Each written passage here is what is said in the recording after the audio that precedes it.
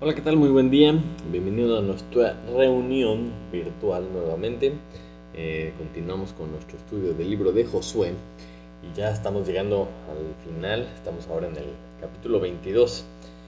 Esta mañana quiero empezar recordando un aspecto interesante de uno de los lugares en donde trabajé, que acostumbraban llevar a todos los empleados a cursos de capacitación y en especial había algunos que eran cursos de calidad, cursos de como control de calidad en cuanto a producción. En otros trabajos también pude ir a cursos de calidad para el seguimiento y las calificaciones, digamos, de los clientes, ¿no? La atención al cliente.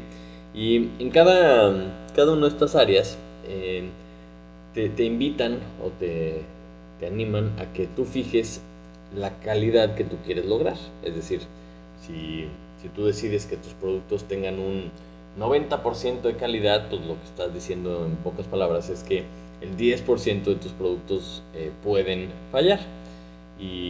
O en términos de atención al cliente, eh, ¿qué calificación buscas, ¿no? Si tú quieres que el 15% de tus clientes se vayan molestos, pues bueno, entonces determinas que el 85% es tu estándar de calidad y así sucesivamente. Entonces, básicamente lo que te enseñan estos cursos es que si tú te das chance, ¿no? Lo que estás haciendo es que estás permitiendo que haya ciertos errores. Y mucha gente dice, bueno, es que no se puede ser perfecto. Y pues sí, es correcto, es muy difícil alcanzar la perfección en cuestiones de producción, pero tú no te puedes dar chance, especialmente en algunos tipos de industrias que no se pueden dar el lujo de no tener o no aspirar a una calidad, o un índice de calidad del 100%.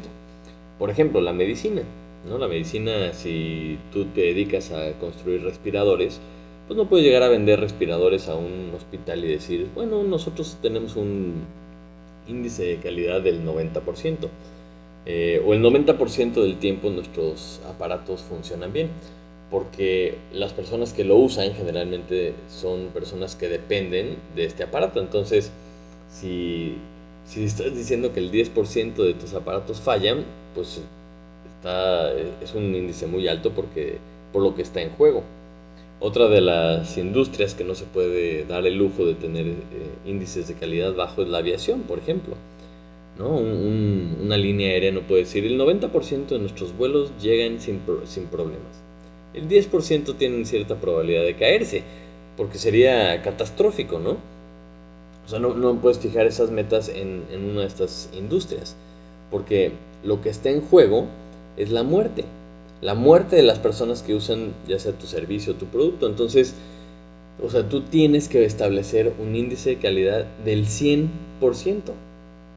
Aún así, aún siendo un índice de calidad el que buscan del 100%, sabemos que a veces fallan, pero si tú empiezas dándote chance, dando un rango de error, pues en realidad lo que estás reconociendo es que seguramente se van a morir algunas personas.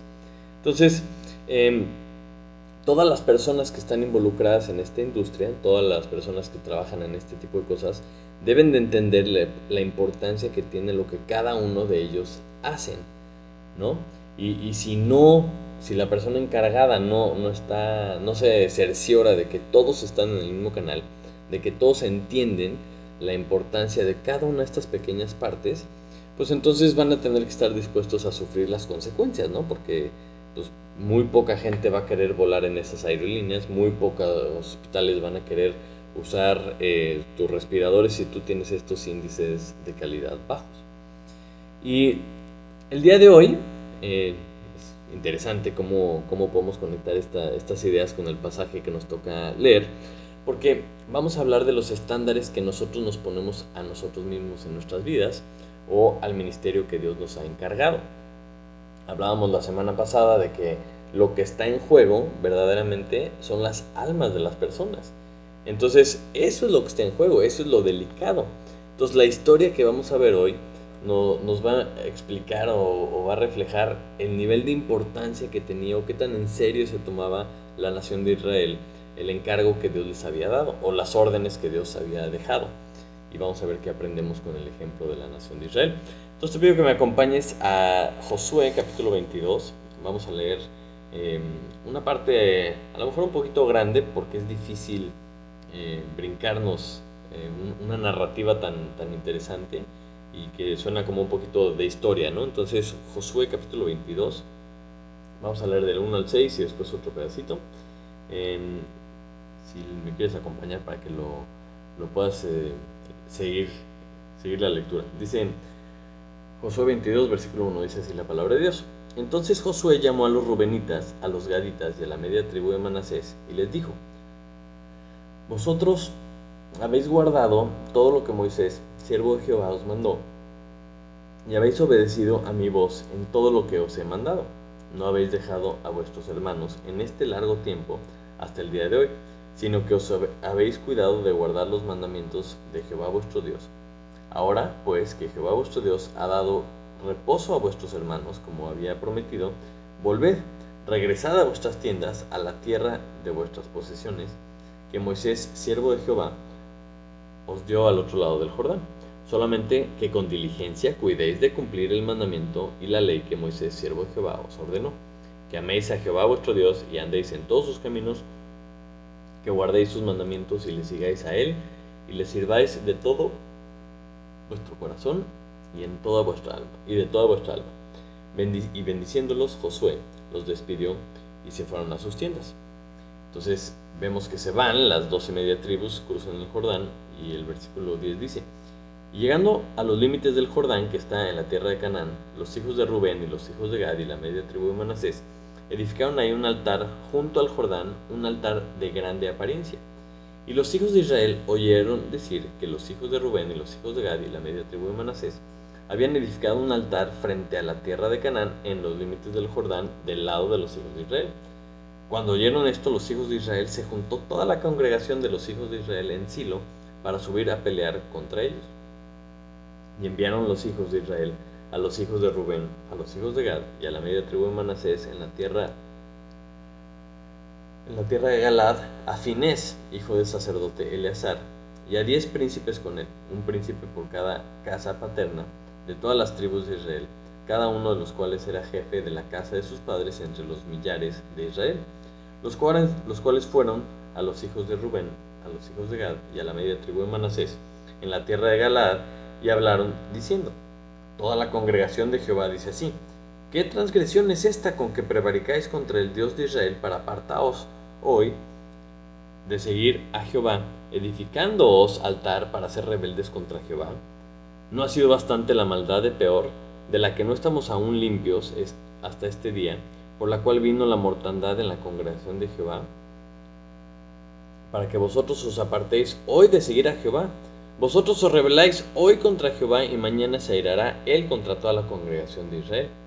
Si os parece que la tierra de vuestra posesión es inmunda, pasaos a la tierra de la posesión de Jehová, en la cual está el tabernáculo de Jehová, y tomad posesión entre nosotros, pero no os rebeléis contra Jehová, ni os rebeléis contra nosotros, edificándoos altar además del altar de Jehová nuestro Dios. ¿No cometió Acán, hijo de Sera, prevaricación en el anatema, y vino ira sobre toda la congregación de Israel? Y aquel hombre no pereció solo en su iniquidad. Entonces los hijos de Rubén y los hijos de Gad y la media tribu de Manasés respondieron y dijeron a las cabezas de los millares de Israel: Jehová, Dios de los dioses, Jehová, Dios de los dioses, Él sabe y hace saber a Israel si fue por rebelión o por prevaricación contra Jehová. No nos salves hoy. Si nos hemos edificado altar para volvernos de en pos de Jehová, o para sacrificar holocausto u ofrenda, o para ofrecer sobre él ofrendas de paz, el mismo Jehová nos lo demande. Lo hicimos más bien por temor de que mañana vuestros hijos digan a nuestros hijos: ¿Qué tenéis vosotros con Jehová, Dios de Israel? Jehová ha puesto por lindero el Jordán entre nosotros y vosotros. Oh hijos de Rubén e hijos de Gad, no tenéis vosotros parte en Jehová, y así vuestros hijos harían que nuestros hijos dejasen de temer a Jehová. Por esto dijimos: edifiquemos ahora un altar, no para holocausto ni para sacrificio, sino para que sea un testimonio entre nosotros y vosotros, y entre los que vendrán después de nosotros, de que podemos hacer el servicio de Jehová delante de él con nuestros holocaustos, con nuestros sacrificios y con nuestras ofrendas de paz. Y no digan mañana vuestros hijos a los nuestros, vosotros no tenéis parte en Jehová. Nosotros pues dijimos, si aconteciere que tal digan a nosotros y a nuestras generaciones en lo porvenir, entonces responderemos, mirad el símil del altar de Jehová, el cual hicieron nuestros padres, no para holocausto o sacrificio, sino para que fuese testimonio entre nosotros y vosotros. Nunca tal acontezca que nos rebelemos contra Jehová, o que nos apartemos hoy de seguir a Jehová, edificando altar para holocaustos, para ofrendas o para sacrificio, además del altar de Jehová nuestro Dios que está delante de su tabernáculo. Oyendo Finés el sacerdote y los príncipes de la congregación y los jefes de los millares de Israel que con él estaban, las palabras que hablaron los hijos de Rubén, los hijos de Gad y los hijos de Manasés, les pareció bien todo ello.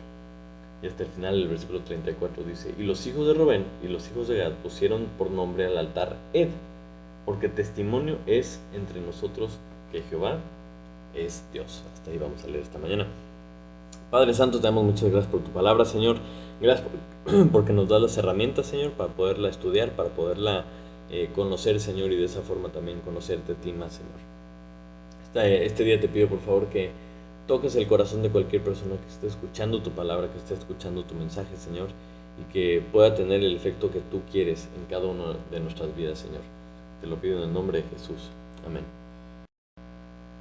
Ok, entonces, como les decía, es un poquito largo, pero es importante leer toda esta historia porque cualquier pedacito que te saltas, como que pues te pierdes algunos detalles que vamos a ver ahorita, porque ya hemos visto que había terminado la repartición de la tierra, Dios ya había cumplido todo lo que había prometido, y entonces Josué manda a estas 2.5 tribus, ¿no?, a su tierra, que era del otro lado del Jordán.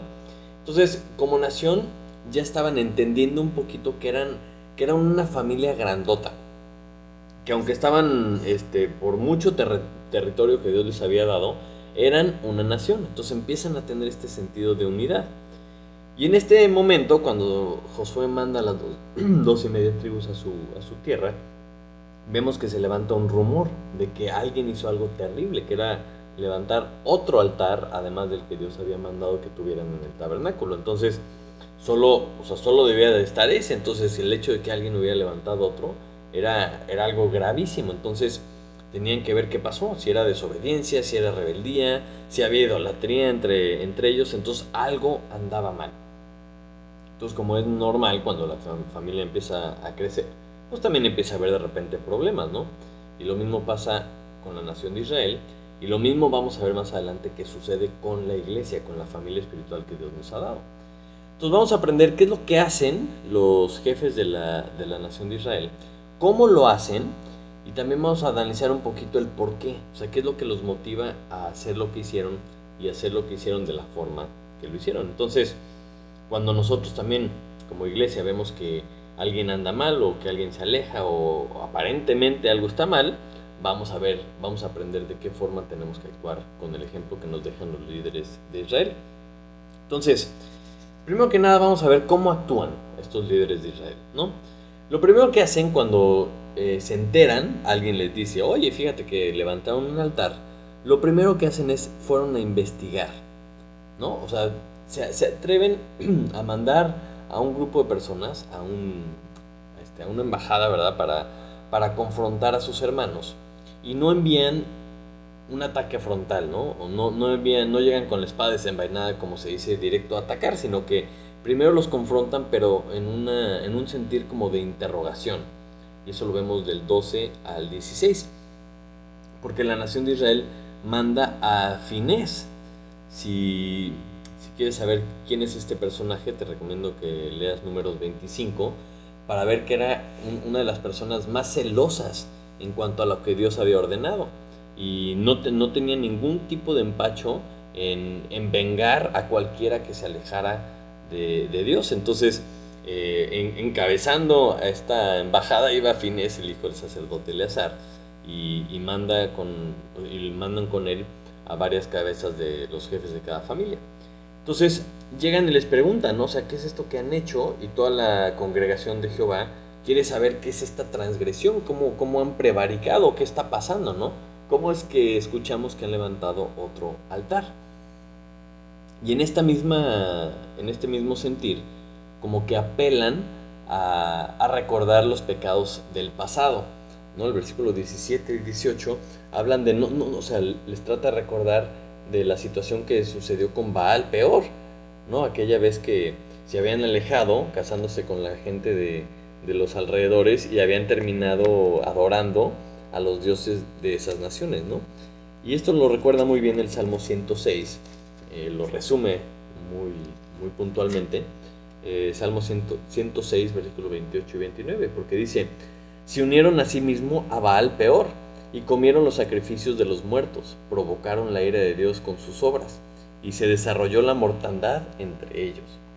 Este salmo que recuerda precisamente lo que les pasó cuando se alejaron en pos de Baal peor. Y como les decía, esto viene en Números 25, y de resultado de esto se murieron 24,000 judíos. Entonces, este séquito que envían a preguntarles a las 12 y media tribus, les dicen, oye, ¿no se acuerdan lo que pasó con Baal peor? Y también le dicen, ¿no se acuerdan lo que pasó con Acán? En el caso de Acán, pues fue una desobediencia motivada por la avaricia de tomar del anatema de Jericó, y escondió todo lo que tomó, y eso provocó que perdieran una batalla contra los de Ai. Y dice que no pereció él solo, o sea, es decir, no se murió solo Acán, sino que además toda su familia y todas sus bestias y todos sus siervos y todos se murieron junto con él. Entonces, cuando les está platicando del pecado del pasado, lo que está queriendo con esta exhortación es producir en ellos convicción, ¿no? Que se convenzan de que estaban mal y de que entiendan de que cuando ellos hacían algo mal, si se alejaban de Jehová, iba a haber consecuencia para muchas personas. Entonces, todo esto se empieza como la plática y llegan muy determinados a ayudar. Y vemos esta actitud, que no llegaron a pelear, sino a querer resolver el asunto, en el versículo 19.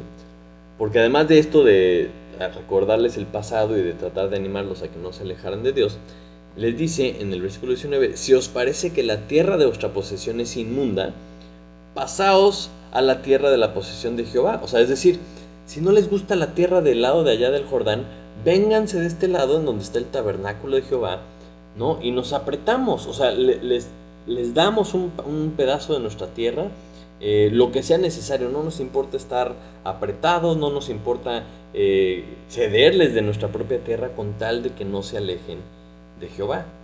Entonces muestran que estaban dispuestos a sacrificarse, ¿no? Estaban dispuestos a ayudar y llegan con un plan, ¿no? Llegan con un plan porque la consecuencia de sacrificar a otro dios o hacer un altar diferente que no era el que Dios había mandado era que iban a ser cortados del pueblo. Y normalmente cuando se iban en pos de otros dioses, como siempre sucede, el resultado era que la ira de Dios se encendía. Entonces ellos están tratando de sacar todas sus cartas, están tratando de ayudar con esta situación para ver si logran convencer a las 12 y media tribus de que dejaran esto que habían estado haciendo. Y también vale la pena recalcar el hecho de que estaban dispuestos también a atacar. O sea, llegaron con todas las buenas intenciones, llegaron primero preguntando, llegaron dispuestos a ayudar, pero estaban dispuestos a ayudar. El versículo 32 y 33 nos explica que cuando ya escucharon la respuesta, cuando ya se dieron cuenta de que de que era un malentendido, de que no habían hecho un altar para alejarse de Dios, dice que toda la congregación regresó, ¿no?, a su tierra porque ya estaban listos para irse a la guerra. Es decir, también estaban mostrando esa disposición necesaria cuando confrontaban o cuando iban a confrontar a una parte de la nación de Israel, porque estaban dispuestos a llegar a las últimas consecuencias con tal de que la ira de Dios no se levantara, con tal de que no les fuera mal. Entonces, de esto pues podemos aprender muchísimo, podemos ver cómo debemos de hablar y una serie de cosas, pero es importante antes de avanzar a la aplicación hacia nosotros entender por qué actuaron así, por qué la nación de Israel decide actuar de esta forma, porque lo que nos motiva, las cosas que nosotros buscamos en la vida, determina lo que hacemos. O sea, cada una de las cosas que hacemos en realidad en el fondo viene motivada o viene estructurada por lo que nos motiva. Cada uno de nosotros hacemos las cosas dependiendo de lo que nos motiva. Entonces a la nación de Israel, ¿qué los motivó a actuar de esta forma? A ir tras estas 2.5 tribus y tratar de resolver este asunto. Y primero que nada, o sea, ¿cómo podemos entender o qué es lo que podemos ver que motivó a estas cabezas de familia a confrontar a sus hermanos? Y lo primero que podemos ver es que Dios era su prioridad, porque ellos entendían la importancia que tiene estar bien delante de Dios. El versículo 16, que explica todo lo que había pasado anteriormente, nos habla de esto, porque ellos ya tenían muchísima experiencia, ¿no? Vienen desde Egipto, algunos de ellos pasaron por el desierto, varios de ellos pasaron por todas las guerras, la gran mayoría de ellos pasaron por las guerras, y como quien dice, ya sabían que si se alejaban de Dios les iba mal, si desobedecían a Dios les iba mal. Lo habían visto con Faraón, lo habían visto con los rebeldes del desierto, todos los que se empezaron a quejar, todos los que murieron en el desierto precisamente por alejarse de Dios, por desobedecer a Dios. Entonces, esta motivación es muy fuerte porque la experiencia que ya tenían, están tratando de ir a convencer a sus hermanos de, oigan, esto no les conviene, no se vayan por ahí porque esto va a ser un gran problema para todos. Y con los ejemplos que usan, también nos hacen ver que ellos entienden el hecho de que si uno estaba mal, todos iban a acabar mal. No, si por ejemplo, en el caso de Acán, o sea, solamente una persona desobedeció, solamente uno de todos ellos agarró del anatema. Bueno, pues digo, ¿no? O sea, le hubiera ido mal a él y ya. Pero entienden que no es así, porque Dios los trataba a ellos como un pueblo, como una nación, como un grupo, una unidad. Entonces, si uno estaba mal, todos estaban mal. Entonces empezamos a ver este concepto de calidad 100% que Dios busca, ¿no? O sea, Dios no es así, bueno, la gran mayoría, ¿no? De mis seguidores ahí más o menos la llevan. No, no, no. O sea, Dios marca un estándar de calidad del 100%. Y la nación, los jefes de la nación de Israel lo entendían. Por eso sienten esta urgencia de arreglar la situación. Y para arreglar la situación están dispuestos a hacer lo que sea.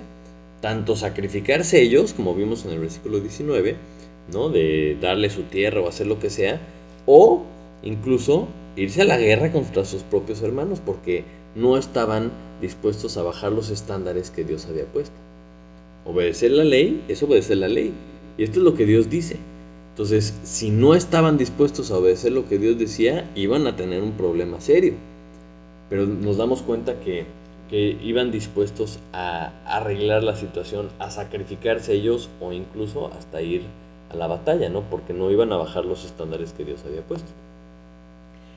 Pero en todas las historias siempre hay dos puntos de vista, ¿no? Siempre hay dos vertientes. Y también es interesante ver lo que motiva a las 2.5 tribus a levantar un altar, porque pues obviamente no le preguntaron a nadie, simplemente agarraron y lo hicieron. Y el versículo 24 hasta el versículo 28 nos explica por qué lo hicieron. Entonces básicamente las 2.5 tribus, ya que los confrontan y les preguntan, dicen, no, espérame, lo hicimos más bien por temor de que el día de mañana sus hijos le digan a nuestros hijos que no somos parte del pueblo de Dios, que no somos parte de la misma familia. Ellos están imaginando que pasando los años, de repente iban a querer viajar al otro lado del Jordán para ir al templo, ¿verdad? O al tabernáculo en ese entonces, para hacer sus sacrificios a Dios, y que se les iban a poner punks, ¿no? Se les iban a poner roñosos diciendo, ¿y ustedes qué hacen para acá? No, pues venimos a sacrificar a Dios. No, ¿ustedes quiénes son? Claro que no. Aquí, mira, ahí está el límite que Dios puso y ustedes no son parte de nosotros. Entonces las 2.5 tribus estaban preocupadas por la siguiente generación. Estaban preocupadas porque hubiera esta continuidad de bendición de parte de Dios, de que todos reconocieran que son parte de la misma familia. Entonces por eso deciden hacer este altar simbólico, ¿verdad? Para que en el futuro todos tuvieran claro que eran una sola nación, una sola familia, y que estas 2.5 tribus que vivían de este lado también era parte de ellos, porque muchas veces estas cosas con el tiempo se diluyen, con el tiempo se enfrían las relaciones. Si no hay un fundamento firme, si no hay una enseñanza clara y firme, con el paso de las generaciones, pues esto se va perdiendo. Entonces estas 12 y media tribus, esto es lo que estaban viendo, esto es lo que estaban anticipando y actuaron de esta forma para garantizar que las siguientes generaciones iban a estar incluidas dentro de la bendición de Dios. Entonces cuando leemos esta historia, a lo mejor hasta nos da este gusto, ¿no? De que en esta ocasión pues fue un chisme, ¿no? Fue un chisme, fue un malentendido, simplemente pudieron explicar lo que había pasado y ya, no pasó a mayores, ¿no? Pero con este conato de problema que nos presenta Josué, aprendemos que de Israel como nación, eh, nosotros en la actualidad como individuos y como parte de la iglesia, tenemos una lección muy importante que debemos de aprender. Entonces, en la iglesia como familia, este debe ser nuestro sentir. Y tenemos que anticipar que esto va a suceder. O sea, va a haber problemas tarde o temprano. Alguien va a andar caminando mal, alguien se va a estar alejando, alguien va a tomar una mala decisión y cuando veamos este tipo de cosas o cuando sospechemos que alguno de la familia se está a lo mejor alejando o está haciendo algo que no está bien o así, debemos de ponernos a pensar cómo debemos de actuar y por qué debemos de actuar. ¿Ok? Entonces primero vamos a empezar con el cómo. El año pasado estudiamos una gran cantidad, bueno, no fue más de un año en realidad, eh, estudiamos el libro de Juan y aprendimos que lo que nos debe distinguir como seguidores de Jesús es el amor. Entonces, cuando tú ves que alguien que tú amas se está medio desviando, lo está regando, está tomando malas decisiones, ¿cómo llegas a platicar con esa persona? ¿No? Si me puedes acompañar a Mateo, capítulo 18, ese pasaje tan famoso para reparar los conflictos o confrontaciones entre los hermanos, nos da una guía muy útil, ¿no? Mateo 18, versículo 15. Dice así: por tanto, si tu hermano peca contra ti, ve y repréndele estando tú y él solos. Si te oyere, has ganado a tu hermano. No, está diciendo, a ver, o sea, si tú tienes un problema con alguien o alguien te hizo algo o estás viendo que algo está mal o te ofendieron o algo de esta naturaleza, primero tú y él. A ver, ve con él y dile, oye, le estás regando aquí, ¿no? Y muchas veces, en vez de llegar a gritos y sombrerazos, muchas veces conviene preguntar. A ver, o sea, infórmate, entiende qué es lo que está pasando, entiende el panorama, date cuenta si lo está haciendo a propósito o no, si está sucediendo lo que tú te estás imaginando o lo que escuchaste en el chisme, ¿verdad? Porque normalmente cuando nos basamos en el chisme, las cosas terminan mal. Porque suponemos que el que nos está diciendo el chisme tiene razón. Y pues no siempre es así. Muchas veces el chisme viene de información incompleta o no tienen todo el panorama de lo que está sucediendo. Entonces cuando tú vas a confrontar a alguien, lo primero que tienes que hacer es, a ver, pregunta, infórmate qué es lo que está pasando y tú y él solo para que no se haga más grande el chisme. Y tienes que tener algo muy presente, algo en mente que nos enseña Pedro, en 2 de Pedro 3, 1 y 2. Y nos habla de su actitud, la actitud que él tenía para animar a los hermanos. 2 de Pedro 3, 1 dice: amados, esta es la segunda carta que os escribo, y en ambas despierto con exhortación vuestro limpio entendimiento, para que tengáis memoria de las palabras que antes han sido dichas por los santos profetas y del mandamiento del Señor y Salvador dado por vuestros apóstoles. Entonces, me encanta porque Pedro, de ser todo enojón y todo iracundo y reactivo, les está escribiendo una carta toda amorosa, toda tierna. Y dice, es la segunda vez que les escribo. Y en ambas cartas dice que despierta con exhortación vuestro limpio entendimiento, recordando lo que habían dicho los profetas y los apóstoles. Es decir, usando la palabra de Dios para que recuerden los mandamientos de Dios, para que recuerden lo que no deben de hacer, lo que sí deben de hacer. Porque lo que está haciendo con la exhortación Pedro, y en toda la Biblia lo que nos enseña cuando nos dice que nos están exhortando o cómo debemos de exhortar, es precisamente para traer convicción. O sea, tú puedes regañar a la gente y lograr que dejen de hacer algo porque a lo mejor los vas a regañar o porque les gritas horrible, entonces bueno, ya dejan de hacer lo que estás diciendo, pero eso no es el objetivo. Cuando tú exhortas a alguien, tienes que buscar lo que dice Pedro, ese limpio entendimiento. Es decir, que les caiga el 20, que tengan convicción. Entonces, tú en realidad lo que quieres es que les caiga el 20, que entienda la persona por qué se lo estás diciendo. ¿Por qué se lo está diciendo Dios? Porque le conviene. Y la exhortación siempre tiene que venir agarrada o amarrada o cimentada en la palabra de Dios. Porque la palabra de Dios es lo que nos da convicción. Es lo que nos ayuda a decir, caray, lo que estoy haciendo está mal. O lo que estaba pensando hacer no va por ahí. ¿Ok? Son de esas actitudes que debemos de tener cuando pensamos que tenemos que confrontar a alguien o cuando vemos que es 100% necesario, ¿verdad? Y la otra cosa la encontramos en 1 Tesalonicenses 2:8, que dice así. ¿No? Está hablando Pablo, Silvano y Timoteo a la iglesia de Tesalónica, le está hablando súper bonito y le está echando porras y está diciendo todas estas cosas bonitas que ellos hacen, y les dice, tan grande es nuestro afecto por vosotros que hubiéramos querido entregaros no solo el Evangelio de Dios, sino también nuestras propias vidas, porque habéis llegado a sernos muy queridos. Entonces cuando tú confrontas a alguien, ¿no? Tienes que ir con esta actitud de amor. O sea, con esta actitud de que en realidad quieres que la persona pues no vaya a sufrir las consecuencias de un pecado que está a lo mejor cometiendo, que no vaya a tener que sufrir la disciplina de parte de Dios, porque lo amas, no porque quieres lo mejor para esa persona. Entonces, cuando tú estás exhortando a alguien, cuando tú estás animando a alguien a que deje de hacer algo, una cuestión así, tienes que ir dispuesto a entregarte tú mismo, como dice aquí Tesalonicenses, ¿no? O sea, no solo te queremos entregar el Evangelio, sino nuestras propias vidas. De la misma forma que los líderes de Israel llegaron dispuestos a entregarse a ellos mismos, a entregarles de su tierra, a apretarse con tal de que vivieran juntos y vivieran bien delante de Dios. Entonces, cuando tú te animas a exhortar a alguien, tienes que saber que debes de estar dispuesto a entregarte tú mismo para corregir la situación. Oye, es que yo no sé cómo hacerle. Ah, no, bueno, pues ese es tu problema. Yo ya te dije que estás mal y arréglalo, ¿no? Y ahí te ves. Eso no es bíblico. Eso no es lo que Dios quiere.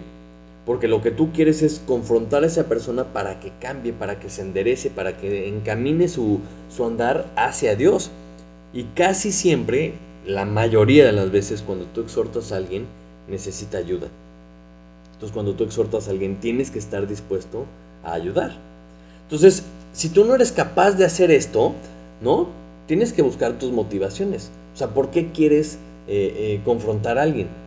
No debe ser por pleito, no debe ser para humillar a alguien, no debe ser para que todo mundo sepa que yo soy el que tengo la razón, ¿no? Y de esta forma levantarte. No. O sea, lo que tiene que motivarte a confrontar a alguien es esa restauración. Entonces tienes que pensar tus motivos antes de confrontar a alguien para que no vaya a ser por un motivo incorrecto. Entonces, ¿por qué? ¿No? ¿Por qué debemos de confrontar a un hermano cuando anda mal? A lo mejor, para empezar, como es un chisme lo que escuchaste, a lo mejor no anda mal y te tienes que enterar. Tienes que ir y preguntarle y decir, ok, yo pensé que andabas mal o escuché que andabas mal, pero lo primero es investigar si sí o si no. Tienes que entender que no es para poderte deshacer de alguien o para enseñarle una lección a alguien que te cae gordo o yo ya sabía que algo andaba mal. No, ninguna de estas cosas. Porque tenemos que tener este sentir de familia, ¿no? Igual que las 12 y media tribus que eran familia y los buscan para tratar de arreglar la cosa. Porque si ellos en verdad habían hecho un altar para adorar a otros dioses, la consecuencia es que iban a ser cortados de la nación. Entonces, eso es lo que nos debe preocupar cuando estamos en una situación de confrontación. Decir, yo no quiero que esta persona se pierda, sea cortada de la familia, ¿no? Fíjate, regresando a Mateo 18, lo que dice el versículo 14, ¿no? Porque todo esto empieza hablando de la oveja perdida.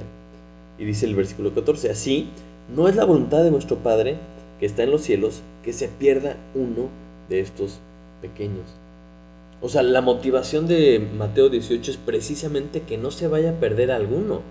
Y por eso nos invita a los hermanos más maduros, a los que sean más grandes que nosotros, a cuidarnos unos a otros, a jalarnos las orejas, a mantenernos unidos como ovejitas que somos. Entonces, a lo mejor dices, bueno, o sea, ¿por qué? Ah, bueno, porque si somos más, ¿somos mejores? No, no va por ahí. No es para que sea, no tiene algo que ver con el número. Igual que la nación de Israel. O sea, la nación de Israel era poderosa no porque fuera la nación de Israel, sino porque Dios era su Dios. Y eso es lo que tenemos que entender como una iglesia. Tenemos que poner a Dios primero. Dios debe ser nuestra prioridad. Entonces, si tú ves que alguno de la familia, alguno de nuestra iglesia está en pecado, sabemos que el pecado estorba, como dice Jeremías 5. No, vuestras iniquidades han estorbado estas cosas y vuestros pecados apartaron de vosotros el bien.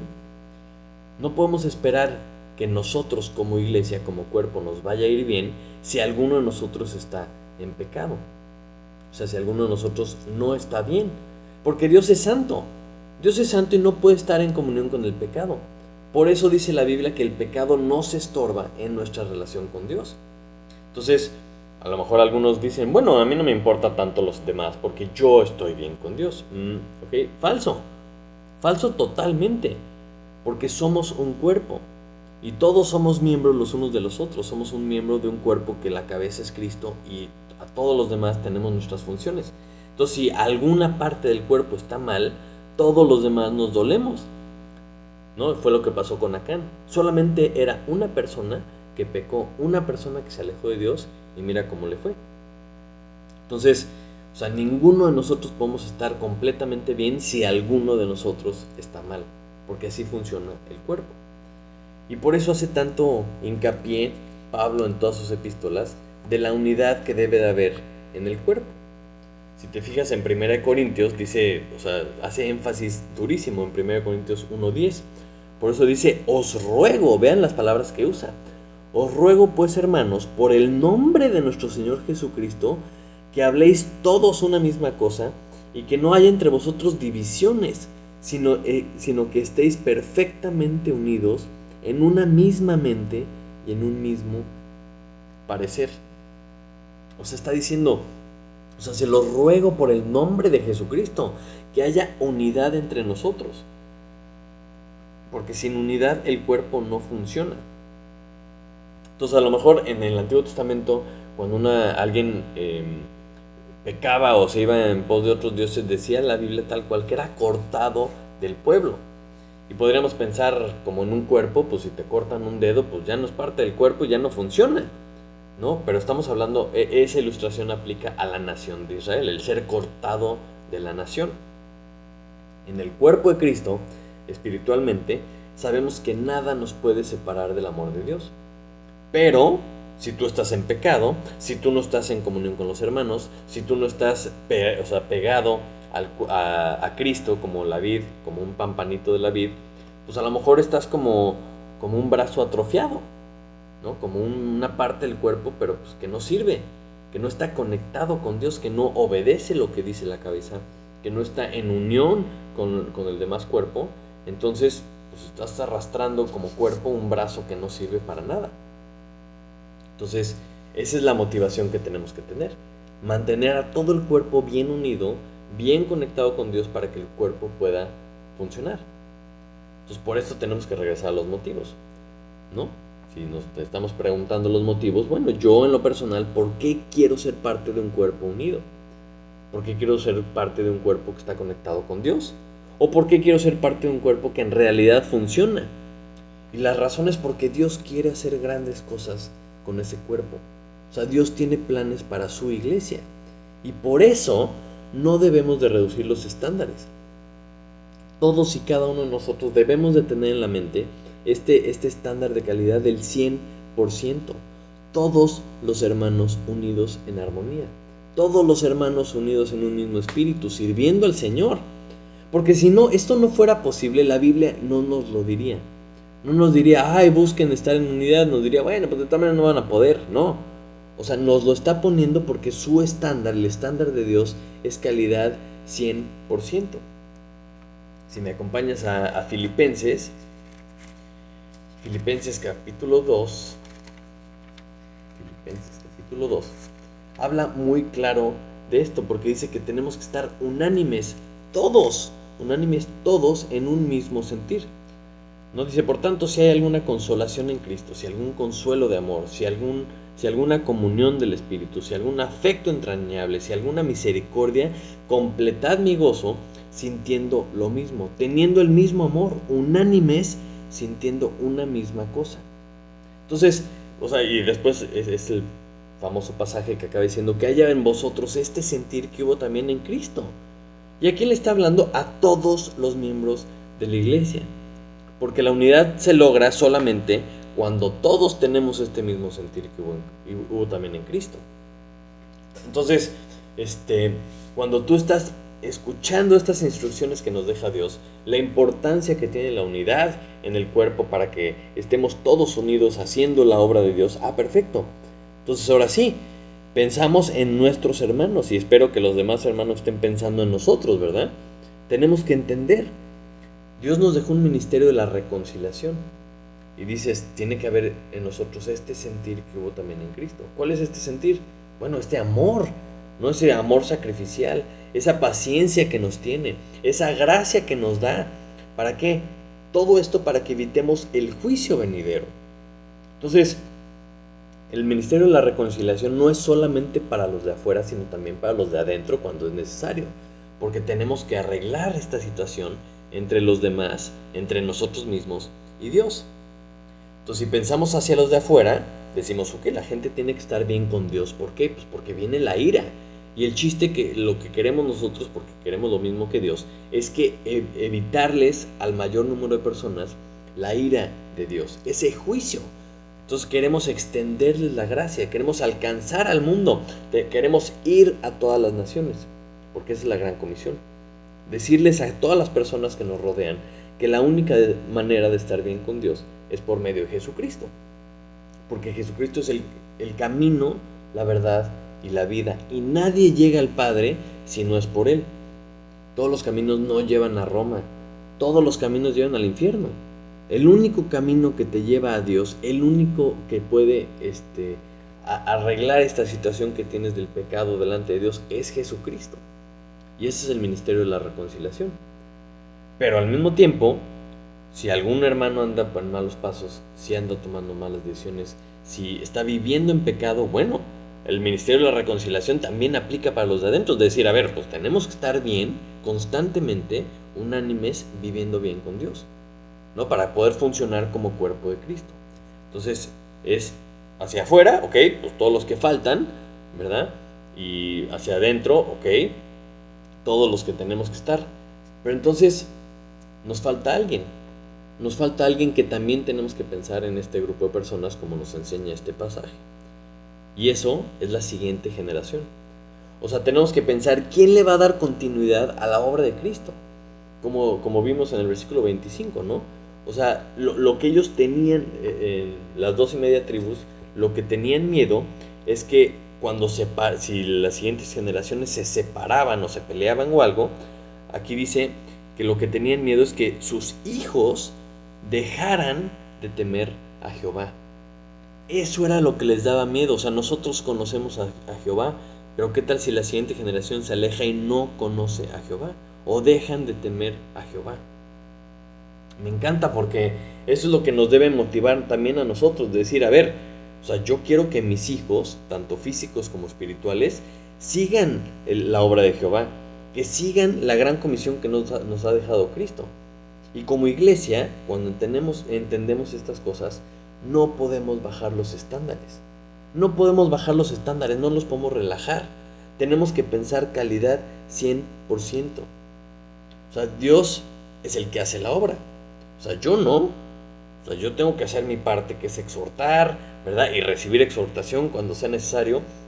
Y por eso estamos unos y otros, y por eso estamos sometiéndonos unos a otros, y por eso es importante la unidad, precisamente para que podamos estar bien con Dios, ayudándonos los unos a los otros. Pero entonces, si no ponemos esta meta de calidad al 100%, tenemos que preguntarnos hoy, cada uno de nosotros, cuando no nos lo tomamos tan en serio. Y decir, bueno, ok, a lo mejor tú no te lo tomas tan en serio, pero ¿estás dispuesto a vivir con las consecuencias de poner un estándar de calidad tan bajo? De decir, bueno, no es tan importante la unidad, o no es tan importante la santidad, o bueno, ya habrá otro tiempo de poder hacer la gran comisión. O sea, yo estoy seguro que no queremos esto. Yo estoy seguro que cada uno de nosotros entendemos la importancia de lo que Dios nos ha encargado. Entonces tenemos que pensar más bien como la industria de la aviación. O sea, cada persona que está en la industria de la aviación entiende que su papel, la pieza que produce, el proceso que supervisa, es fundamental para que los aviones no se caigan. O sea, una persona no puede decir, bueno, X es un tornillo. Pues sí, si ese tornillo hace que se abran las ventanas a la mitad del vuelo, pues va a haber un problema tremendo. Todos los que están involucrados entienden la importancia de lo que hacen. Y es exactamente lo que tiene que pasar con la iglesia. Cada uno de nosotros tenemos que entender que somos un equipo, que estamos haciendo el ministerio de Cristo y tenemos que tener calidad 100% como nuestro objetivo. Es decir, cada uno de nosotros tenemos que hacer nuestra parte. Tenemos que entender la importancia. Y lo que hemos estado viendo en Josué, todos estos capítulos que hemos estudiado, cuando escuchamos lo que Dios dice, debemos de creerle, debemos de obedecer. Y una vez que obedezcamos todo el tiempo, vamos a santificarnos para Él. Como dice Efesios 4, todos somos parte del cuerpo y cada uno de nosotros tenemos funciones diferentes. Y tenemos que estar trabajando, cada quien haciendo su parte como un cuerpo que funciona bien. Pero ¿hasta cuándo tenemos que trabajar así? Dice, hasta que todos lleguemos a la unidad de la fe y del conocimiento del Hijo de Dios. Es decir, hasta que todos creamos lo mismo, ¿no? Y conozcamos a Jesús de la misma forma. O sea, hasta que todos tengamos esta unidad como cuerpo. Y todavía cierra diciendo, a un varón perfecto. No un varón 80% perfecto. No. Calidad 100% es el enfoque que Dios nos ha dado. O sea, Dios no le gusta nada que no sea perfección. Por eso Él nos ayuda. Pero tenemos que tener esto en mente. Tenemos que tener este objetivo. Tenemos que subir los estándares de calidad de nuestra relación con Dios, nuestros estándares de calidad de nuestra santidad, de nuestra unidad como iglesia, para que entonces sí podamos ver el resultado de lo que Él está haciendo con su cuerpo. Y tenemos que creerle porque Él sí puede, porque Él lo dice. Solamente porque Él lo dice lo tenemos que creer. Entonces, debemos de empezar hoy mismo a obedecer. Debemos de obedecer cada uno de nosotros haciendo nuestra parte para que podamos ver lo que Él puede hacer con nuestras vidas y lo que Él puede hacer con nuestra iglesia. Vamos a orar. Padre Santo, esta mañana te pido por favor que abras nuestra mente, Señor, para poder pensar un poquito más como piensas tú, Señor. Que no tengamos esta actitud derrotista de pues no se puede, o no es demasiado, no hay que ser tan estrictos. Todo ese tipo de pensamientos, Señor, que no son como tú piensas, Señor. O sea, tenemos tu ayuda, Señor. Tú nos prometiste estar con nosotros hasta que regreses, Señor. Nos has dado tu espíritu, ese poder que levantó a Jesús de los muertos, Señor. Mora en cada uno de nosotros, Señor. Te pido que verdaderamente lo creamos, Señor. Que entendamos que sí se puede tener calidad 100% para ti, que sí podemos obedecer, que sí podemos tener unidad, que este proceso de santificación y de perfección, Señor, sí se puede si nos agarramos de ti. Sí se puede si te dejamos que nos controles, Señor. Si hacemos morir nuestra carne, Señor. Si nos ayudamos unos a otros. Te pido por favor como iglesia, Señor, que esto pueda ser pues, cada día algo más real, Señor. Que podamos acercarnos cada día más a ese varón perfecto, Señor. Que podamos servirte como tu cuerpo, Señor. Que entendamos que estamos aquí para ti, Señor, en todo lo que hacemos. Y que todo lo que hacemos, Señor, sea como para ti. Lo mejor que podamos, Señor, para que tú nos sorprendas con lo que tienes para nosotros, Señor. Te pido por favor por todo esto, Señor, y te lo agradezco en el nombre de Jesús. Amén. Amén. Muchísimas gracias. Que Dios te bendiga. Nos vemos hasta Hasta la próxima.